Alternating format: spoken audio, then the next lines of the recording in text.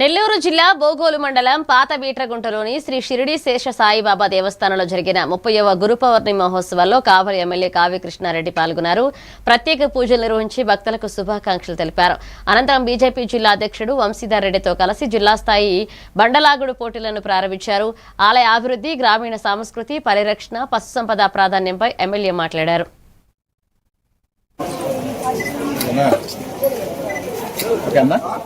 ప్రారంభించవలసిందిగా వారిని సాగరపూర్వకంగా ఆహ్వానిస్తున్నాం.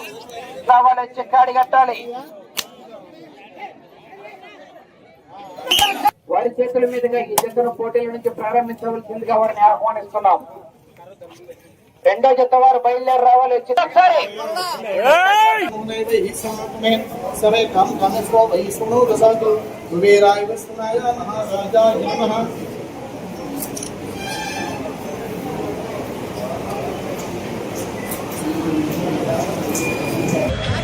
ఇరవై 27 చిన్న వయసులో దేవుడి ఎడల భక్తి పారవశ్యంతో ఉన్న దశలో ఇక్కడ శేషసాయి మందిరాన్ని ఏర్పాటు